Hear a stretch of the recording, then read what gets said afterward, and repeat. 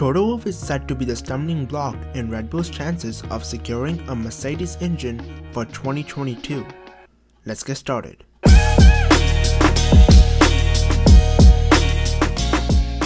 Red Bull are hunting for a new engine partner for the 2022 Formula 1 season after Honda announced last week that next year's championship would be its last in Formula 1. The Japanese manufacturer cited its goal to achieve carbon neutrality by 2050 as one of its reasons for quitting the sport. Red Bull has several avenues to explore in its search for a new engine supplier. They could go with one of the existing manufacturers in Renault, Ferrari, or Mercedes. While it is thought that Renault would be more likely of those options given Red Bull's rivalry with Ferrari and Mercedes, Dutch pundit Peter van Egmond has added his voice to the list of those saying don't rule out a move to Mercedes.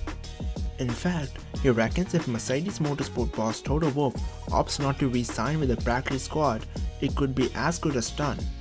Red Bull could also entice a new engine manufacturer or an old one into the sport such as McLaren did with Honda in 2015.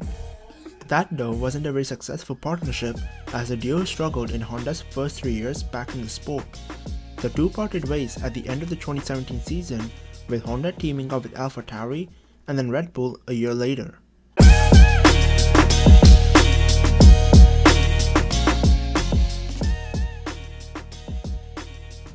McLaren boss Andreas Seidel says it sucks his team's 2020 Formula 1 car is so impacted by wind sensitivity issues. While the MCO35 has been strong enough to help McLaren currently sit in third place in the Constructors' Championship, the team's season has been impacted by the weather. In particular, both Carlos Sainz Jr. and Lando Norris find themselves struggling to get comfortable with the car if there is a strong tailwind, especially in qualifying when the time gap between cars is so close.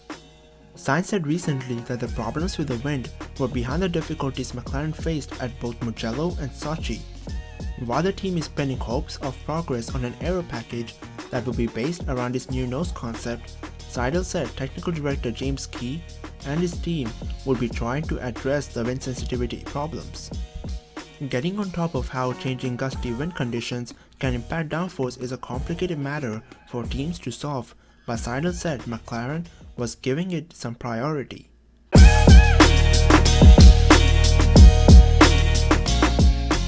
Haas boss Günther Steiner thinks it would be not very ethical for his team to turn its back on Formula 1 engine supplier Ferrari because of its tough season.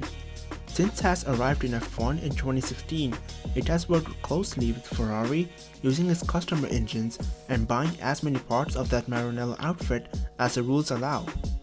But Ferrari's step back in engine performance this year, as a result of technical directives issued ahead of the season, has contributed to Haas falling down the order too.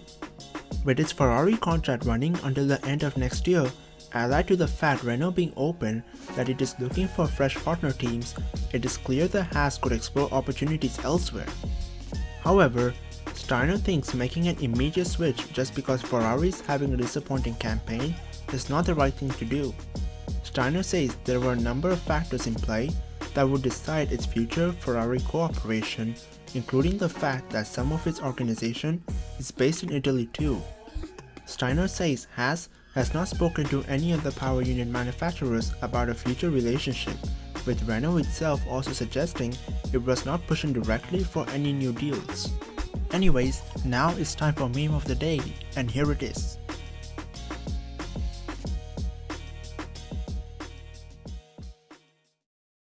And that's been it for this video. If you enjoyed this video, then make sure to leave a like and don't forget to subscribe. Apart from that, I hope you're an awesome day, and bye bye.